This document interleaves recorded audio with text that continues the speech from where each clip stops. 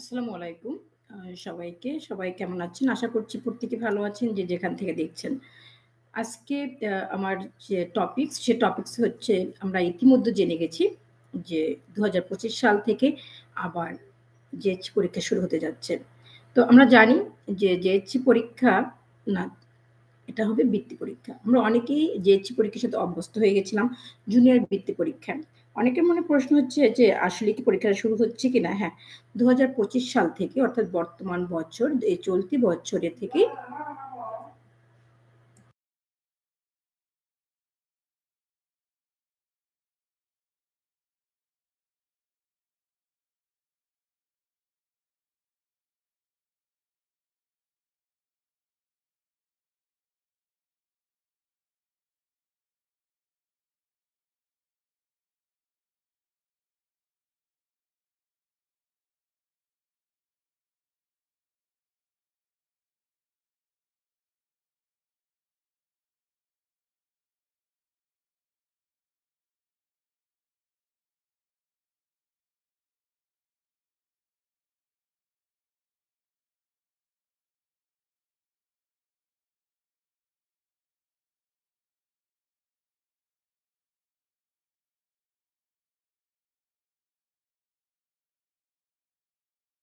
চলতি বছর অর্থাৎ বর্তমানে যে যারা ৮ম শ্রেণীতে আছে তাদের জন্য ২০২৫ সাল থেকে জুনিয়র বৃত্তি পরীক্ষা চালু হচ্ছে। তো সেই জুনিয়র বৃত্তি পরীক্ষা তো চালু হচ্ছে এবং সেখানে কি থাকবে আমরা আমি আজকে সে সম্পর্কে ডিটেইলস আলোচনা করব। অনেকেরই প্রশ্ন হচ্ছে এটা কিরকম পরীক্ষা হবে, কত মার্কের পরীক্ষা হবে, কিভাবে পরীক্ষাটা নেওয়া হবে, আ বার্ষিক পরীক্ষার সাথে এটার কোনো মিল আছে কিনা বা সবাই দিতে পারবে কিনা ইত্যাদি অনেক ধরনের প্রশ্ন। তো আজকে সেটা যার যে প্রশ্ন আছে সে প্রশ্নগুলো আমরা একদম ক্লিয়ার করে ফেলবো।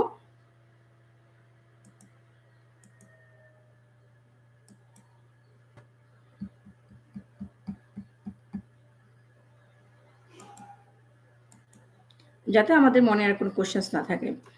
তো আমরা এখানে একটা অন স্ক্রিনে আমরা একটা পেজ আসছে এবং সেই পেজটা হচ্ছে যে জাতীয় শিক্ষাক্রম পাঠ্যপুস্তক বোর্ড থেকে আমাদের যে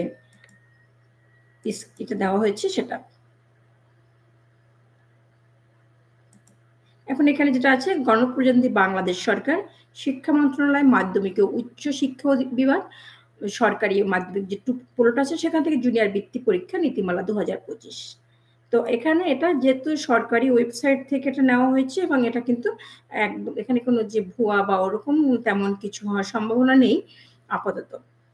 এখানে বলা হয়েছে যে জুনিয়র বৃত্তি পরীক্ষা নীতিমালা ২০২৫ যেটা সে সম্পর্কে আলোচনা করা হয়েছে। তো আমাদের যারা চলতি বছরে যে সকল শিক্ষার্থী আছে আমাদের মনে কিন্তু অনেক একটা প্রশ্ন আছে যে তাহলে আগে বলল না কেন বছর শেষে? আরেকটা ব্যাপার হচ্ছে যে এখন যারা ৮ম শ্রেণীতে আছে ঠিক এই শিক্ষার্থীরাই কিন্তু যখন ওরা ২০২২ সালে ৫ম শ্রেণীতে ছিল, হ্যাঁ? আর তখনও কিন্তু সেই স্কলারশিপটা বলা হয়েছিল ঠিক ডিসেম্বর মাসে। তো আসলে বলা চলে যে এটা হচ্ছে আমরা অনেক সময় হয় না যে কোনো মেডিসিন আবিষ্কার করা হয়, কোনো চিকিৎসা পদ্ধতি আবিষ্কার করা হয়। তারপরে সেটা কারো উপরে পরীক্ষামূলকভাবে প্রচার করা হয়। তো আমার মনে হচ্ছে যে সেই ২০২২ সালে সারা কোনো বৃত্তি পরীক্ষা দেওয়া হলো না। এর আগে ৩ বছর ২ বছর বন্ধ ছিল COVID-19 এর জন্য। ২০২২ সালে এসে সরকার কি বলল যে বৃত্তি পরীক্ষা দিয়ে দিল। সেটা ছিল এখন যারা ৮ম শ্রেণীতে ওদের ৫ম শ্রেণীর ক্ষেত্রে এবং সেটা দিয়েছিল ডিসেম্বর মাসে। এবং সেখানে ১০০ মার্কের পরীক্ষা নেওয়া হয়েছিল ৫ টা সাবজেক্ট নিয়ে। তো এরকম আরকি করা হয়েছিল। আচ্ছা ঠিক এই ব্যাচটাই আবার এখন ওরা ৮ম শ্রেণীতে আসলো এবং সে ৮ম শ্রেণীতে আসার পরে ওদের যেটা করা হলো, এখন সেপ্টেম্বর মাসে ওদের ৩ তারিখের দিকে বলা হলো যে ওদের বৃত্তি পরীক্ষা হবে। একটা প্রজ্ঞাপন জারি করা হলো এবং বৃত্তি পরীক্ষা হবে। তো আ আপনাদের কথা হয়তো আমাদের বাচ্চারা মেনে নিল। কারণ বাচ্চারা তো স্টুডেন্ট, ওদের তো আর প্রতিবাদ করার কোনো ভাষাও নেই। কিন্তু প্রশ্ন হচ্ছে সবগুলো পাইলট প্রকল্পগুলো কি এই যারা এই ব্যাচ আছে ওদের দ্বারাই শুরু হলো? আচ্ছা যাই হোক ধরে নিলাম ওদের দ্বারাই শুরু হয়ে গেল পাইলট প্রকল্প। নেক্সট প্রশ্ন হচ্ছে এই এখন যারা ৫ম শ্রেণীতে আছে এই ছেলেমেয়েরা কিন্তু আম যখন ২০২০ সালে যখন COVID-19 শুরু হয়েছিল তখন কিন্তু ওরা তৃতীয় শ্রেণীর শিক্ষার্থী ছিল। তো ওরা কিন্তু টোটালি যদি বলা চলে, ওরা কিন্তু ক্লাস 2 পর্যন্ত সে স্বাভাবিক শিক্ষায় পড়াশোনা করে আসছে। ক্লাস ২য় শ্রেণীতে যখন ওরা পরের থেকে ৩য় শ্রেণীতে উত্তীর্ণ হলো, সেখানে ওদের কি করা হলো?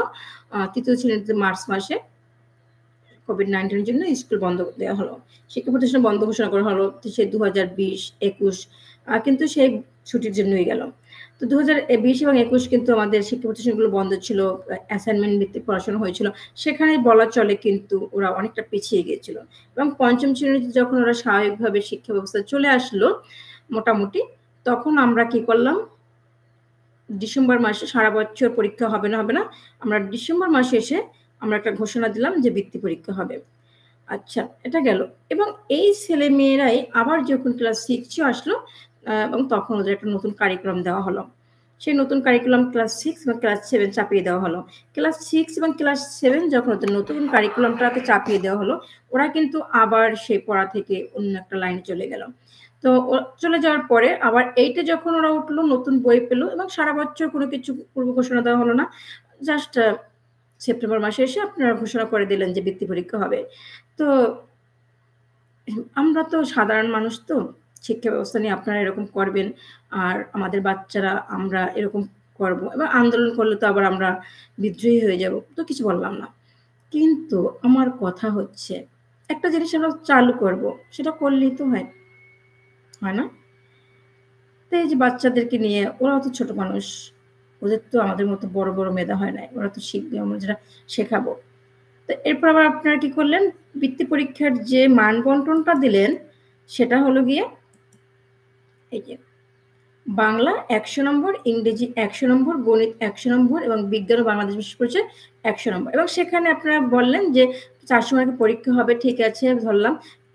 আবার বললেন শিক্ষার্থীর প্রশ্ন হবে ৮ম শ্রেণীর পাঠ্যপুস্তকের ভিত্তিতে পাঠ্যক্রম অনুসারে জুনিয়র বৃত্তি পরীক্ষা অনুষ্ঠিত হবে। কিন্তু এখানে কিন্তু আপনারা উল্লেখ করেননি বাংলা ১ম এবং বাংলা ২য়, ইংরেজি ১ম এবং ইংরেজি ২য়, গণিত, হ্যাঁ? এবং বাংলাদেশে বেশি পড়ছে। এটা ধরে নিলাম এবং আপনারা কিন্তু মানবন্টনটা এখনো প্রকাশ করেননি। তো আপনারা মানবন্টন প্রকাশ করেননি। বাংলার সাথে কিন্তু বাংলা ১ম এবং বাংলা ২য় আছে। বাংলা ২য় আমরা ধরে নিলাম হয়তো এমসিকিউ আসবে, সিকিউ আসবে, এসকিউ আসবে। এখানে কিন্তু উল্লেখ করেননি যে ওরা রচনা পরীক্ষা থাকবে কিনা, ভাব সম্প্রসারণ থাকবে কিনা বা সারাংশ থাকবে কিনা বা কোনটার অল্টারনেটিভ কোনটা থাকবে। নেক্সট এরপরে হচ্ছে ইংরেজিতে সেম। ইংরেজিতে কিন্তু ওদের ডায়ালগ থাকে, কমপ্লিটিং স্টোরি থাকে, অ্যাপ্লিকেশন আছে, ইমেইল আছে, তারপরে হচ্ছে কম্পোজিশন আছে এবং এখানে কিন্তু উল্লেখ করা হয়নি যে আপনার কোন প্রশ্নটা দেওয়া হবে। কম্পোজিশন কি আদৌ থাকবে কিনা বা ডায়ালগ থাকবে কিনা বা ডায়ালগ থাকলে অ্যাপ্লিকেশন থাকবে কিনা, অ্যাপ্লিকেশন থাকলে প্যারাগ্রাফ থাকবে কিনা। হ্যাঁ? তো গণিত ঠিক আছে, গণিত ১০০ মার্কের এখানে কোনো ঝামেলা নাই। বাচ্চা হয়তো গণিত পড়বে এবং বাংলাদেশের বিশ্ব পরিচয় ২ টা সাবজেক্ট একদিনে দেওয়া হলো এবং এটা কিন্তু পরীক্ষা একত্রে হবে। এবং আমার মনে যেটা হয় সেটা হচ্ছে যে সকাল এবং বিকাল পরীক্ষাটা নেওয়া হবে সম্ভবত ২ দিনে অথবা ৪ দিনে। যদি ২ দিনে নেওয়া হয় তাহলে বাংলা এবং বাংলার সাথে একটা সম্পর্ক সাজাতে হবে, ইংরেজি তার সাথে একটা সম্পর্ক সাজাতে হবে। এবং এই যে বিজ্ঞান এবং বাংলাদেশ বিশ্ব পরিচয় এখানে ৫০-৫০ মার্ক দেওয়া হলো। এইখানে কিন্তু বাচ্চারা একটা বিপদে পড়ে যাবে। কারণ হচ্ছে ২ টা সাবজেক্ট একত্রে পড়ার পরে একই প্রশ্নের সাথে যদি ১০০ মার্কের প্রশ্ন করা হয়, একটা অংশ বিজ্ঞান থাকবে আর একটা অংশ বাং আ বিশ্ব পরিচয় থাকবে। তো সেখানে কিন্তু ২ টা পুরোটা বই কভার করতে হবে। যদি নাম্বারটাও কম থাকবে কিন্তু ওদের প্রশ্ন কিন্তু বেশি করতে হবে। আর যখন বেশি পড়ার পরে প্রশ্ন কম থাকে তখন সেখানে কিন্তু ফলাফলটা অতটা ভালো হয় না। তো এবং ওরা কিন্তু প্রিপারেশন নেয় না। এবং আরেকটা কথা হচ্ছে যেমন আ ওদের যে বই দেওয়া হলো, হুম? এই বইটা কিন্তু দেওয়া হয়েছে আবার মে মাসে। আচ্ছা আপনারা বই দিলেন মে মাসে। ওরা অর্ধবার্ষিক পরীক্ষা দিল জুলাইতে। জুলাইতে জুনে, জুনে পরীক্ষা দিয়ে জুলাই, আগস্টে করল। আচ্ছা আর অর্ধবার্ষিক পরীক্ষা দিল জুনে। এরপরে তো এই যে একটা অসামঞ্জস্যতা, এটা কিন্তু আসলে আমাদের বাচ্চাদের জন্য খুব পীড়াদায়ক। তো এদের দ্বারা টেস্ট ম্যাচ করতেছেন, করেন, সমস্যা নাই। কিন্তু পরবর্তীতে আবার আপনাদের এই টেস্ট ম্যাচের ধারাগুলো চেঞ্জ করবেন না। তো এখন আসেন আমরা একটু দেখি যে কোন সাবজেক্টে কি পরীক্ষা হবে এবং কতটুকু পরীক্ষা হবে, হ্যাঁ? আর যারা আছেন আমাকে একটু জানান যে আমার কথা স্পষ্ট শোনা যাচ্ছে কিনা? হয়তো আমার এই কথাগুলো বিরক্ত লাগতে পারে, টকও লাগতে পারে। যাই লাগুক না কেন লাগুক, সমস্যা নেই।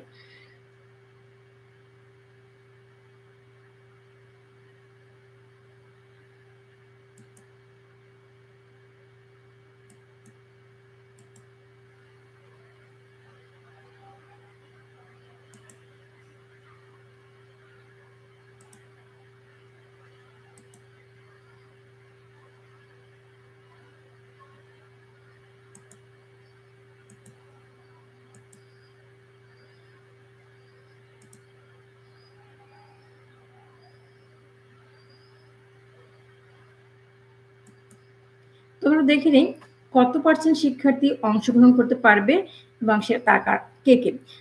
নীতিমালার আলোকে জুনিয়র বৃত্তি পরীক্ষা সংক্রান্ত যাবতীয় কার্যক্রম পরিচালিত হবে। এই যে কি বলছে, যাবতীয় কার্যক্রম পরিচালিত হবে অনুমোদিত এবং স্বীকৃতিপ্রাপ্ত মাধ্যমিক বিদ্যালয়ে অধ্যয়নরত ৮ম শ্রেণীর শিক্ষার্থীর সর্বোচ্চ 25%। কত শতাংশ? 25%। এবং এখানে বলা হয়েছে ৭ম শ্রেণীর সকল প্রান্তিকের সামষ্টিক মূল্যায়নের ফলাফলের ভিত্তিতে। আচ্ছা, এই যে সামষ্টিক মূল্যায়নের ফলাফলের ভিত্তিতে এটা করা হবে, ৭ম শ্রেণীতে ওদের একটা হযবরলা পরীক্ষা নেওয়া হলো। হ্যাঁ, ওদের বই ছিল অন্যরকম, অন্য একটা মানবন্টন প্রকাশ করে একটা পরীক্ষা নেওয়া হয়ে গেল। এবং যেখানে সারা বছর ওদের যে পরীক্ষাটা নেওয়া হলো, অর্ধবার্ষিক যেটা নেওয়া হয়েছিল, সেটা তো অর্ধবার্ষিকের নামে আরেকটা ছিল, বাচ্চারা বই নিয়ে স্কুলে যাবে, বই দেখে, দেখে লিখবে।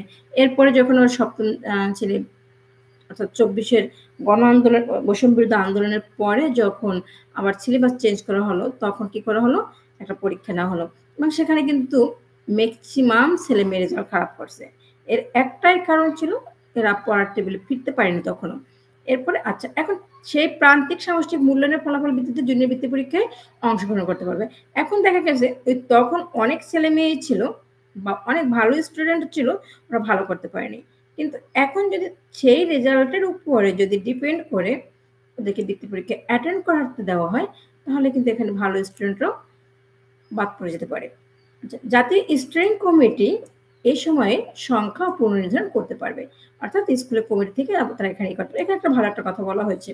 যদি কোনো শিক্ষার্থী কোনো বিদ্যালয় থেকে ছাড়পত্র গ্রহণের মাধ্যমে অপর কোনো বিদ্যালয়ে ৮ম শ্রেণীতে ভর্তি হয়ে থাকে, তো তাকেও জুনিয়র বৃত্তি পরীক্ষায় অংশগ্রহণের অনুমতি দেওয়া যাবে। সেক্ষেত্রে শিক্ষার্থী পূর্ববর্তী শিক্ষা প্রতিষ্ঠানের মেধা বিবেচনা করে তালিকায় নাম অন্তর্ভুক্ত করতে হবে। বিদ্যালয় শিক্ষার্থী নয়, অর্থাৎ অনেক আছে, যেমন ৫ম শ্রেণীর যে বৃত্তি ব্যাপারটা, সেখানে কিন্তু কিন্ডারগার্টেনের কোনো শিক্ষার্থী অংশগ্রহণ করতে পারবে না। ঠিক এখানেও এই ধরনের একটা কথা বলছে যে বিদ্যালয়ের শিক্ষার্থী নয় এমন কেউ যদি বৃত্তি পরীক্ষায় অংশগ্রহণ করতে চায়, তাহলে ওই যে প্রধান শিক্ষক আছে তার বিরুদ্ধে ব্যবস্থা নেওয়া হবে। শিক্ষার্থী জুনিয়র বৃত্তি পরীক্ষায় প্রার্থিতা ফলাফল এবং বাতিল হবে। এবং যদি ওই শিক্ষার্থী যদি বৃত্তি পরীক্ষায় বৃত্তি পায়ও, তার প্রার্থিতা বা ফলাফল বাতিল করা হবে। এবার দেখা যাক যে আমাদের পরীক্ষাটা হবে কত। আমাদের পরীক্ষা কোন, কোন বিষয়ে হবে একটু দেখি। আমাদের পরীক্ষা হবে টোটাল ৪০০ মার্কের। হ্যাঁ, ৪০০ মার্কের পরীক্ষা হবে, যেখানে বাংলায় থাকবে ১০০, বাংলা ১০০ নম্বরের। এখানে সম্ভবত ১ম এবং দ্বিতীয় পত্র নিয়ে, যেহেতু এখনো কোনো নম্বর বন্টন কিংবা স্যাম্পল প্রশ্ন দেওয়া হয়নি, সো দ্যাট এটা আমরা বলতেই পারি যে প্রশ্নটা বাংলা এবং দ্বিতীয় পত্র সহ হতে পারে। হয়তো বা রচনা যেটা আমরা বলি, সেই রচনাটা বাদ দেওয়া যেতে পারে। ইংরেজিতে পরীক্ষা হবে ১০০ মার্কের, এবং সেখানেও ইংরেজি ১ম এবং দ্বিতীয় পত্র। তবে আমার মনে হচ্ছে বাংলাটার ক্ষেত্রে, এই যে বাংলার ক্ষেত্রে যেটা করা হবে, সম্ভবত এখানে সহপাঠটি বাদ দেওয়া হবে এবং সহপাঠ বাদ দেওয়া হবে এবং বাংলা রচনা হয়তো বাদ দেওয়া হবে, অথবা লিখিত অংশে কোনো একটা অংশ বাদ দেওয়া হবে, সেখান থেকে দেওয়া হবে। ইংরেজির ক্ষেত্রে আমরা সেমই ধরে নিতে পারি যে ইংরেজি কোনো ২-১টা টপিকস বাদ দেওয়া হবে এবং সেখানে গ্রামারগুলো ইনক্লুড করা হবে। গণিতে কোনো সমস্যা নেই। গণিতে এসকিউ, সিকিউ, এমসিকিউ সহ পরীক্ষা হবে এবং বাংলাদেশের বিশ্ব পরিচয় ৫০ মার্কের যে পরীক্ষা হবে, যেখানে ৫০ মার্কের পরীক্ষার মধ্যে ৩০ নম্বর থাকবে, সম্ভবত ৩০ নম্বর হচ্ছে সিকিউ, ১০ নম্বর ১৫ নম্বর থাকবে এমসিকিউ, আর ৫ নম্বর থাকবে হয়তো এসকিউ, এরকম হতে পারে। এখন প্রতিটি বিষয়ের পূর্ণমান হবে ১০০ এবং সর্বমোট ৪০০ নম্বরের পরীক্ষা হবে। প্রতিটি পরীক্ষার সময় থাকবে ৩ ঘন্টা। তবে যারা বিশেষ চাহিদা সম্পন্ন আছে, তাদের জন্য ৩০ মিনিট সময় বাড়িয়ে দেওয়া হবে। এক্ষেত্রে জেলা শিক্ষা অফিসার, উপজেলা থানা মাধ্যমিক শিক্ষা অফিসের কাছ থেকে অনুমতি গ্রহণ করতে হবে। জাতীয় শিক্ষাক্রম পাঠ্যপুস্তক বোর্ড কর্তৃক আমাদের শিক্ষার্থীরা বা আমাদের যে বইগুলো দেওয়া হয়েছে, সেই বই অনুযায়ী ৮ম শ্রেণীর বই অনুযায়ী এটা করানো হবে। শিক্ষার্থীদের প্রাপ্ত সর্বোচ্চ নম্বরের ভিত্তিতে তাদের মেধা এবং কোটা ভিত্তিক প্রদান করা হবে। জুনিয়র বৃত্তি পরীক্ষা ২ ধরনের হয়, একটা হচ্ছে কোটা, আর একটা হচ্ছে মেধা। একটা সাধারণ বৃত্তি, আর একটা হচ্ছে ট্যালেন্ট বলে। সকল ধরনের বৃত্তির ৫০%। এখন প্রশ্ন হচ্ছে, আমরা তো সব জায়গায় দেখি যে মেয়েদের কোটাটা বেশি থাকে। এখন বৃত্তির ক্ষেত্রেও আসলে সেই ৫০% ছাত্র এবং ৫০% ছাত্রী থাকবে। এবং এখানে কিছু নিয়ম আছে, আমরা সেই নিয়মগুলো আমরা একটু যদি এক নজরে দেখে যাই।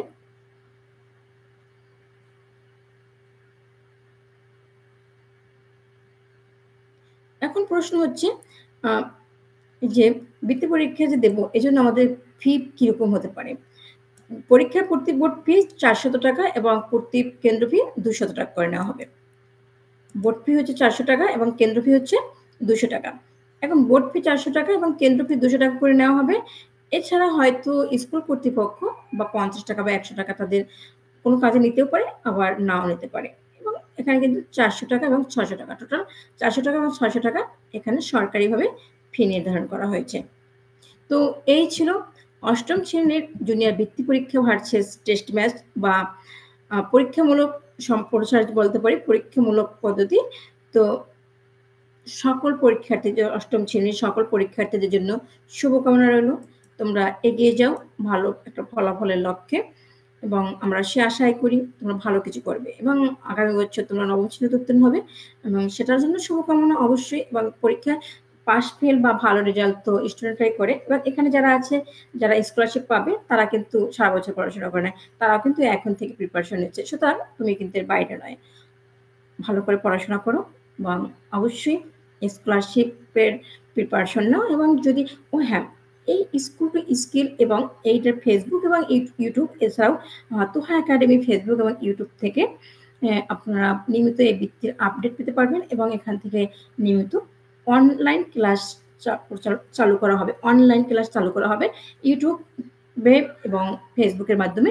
তো যে সকল শিক্ষার্থী অংশগ্রহণ করতে চাও অবশ্যই আমার ফেসবুক পেজে ইনবক্স করো।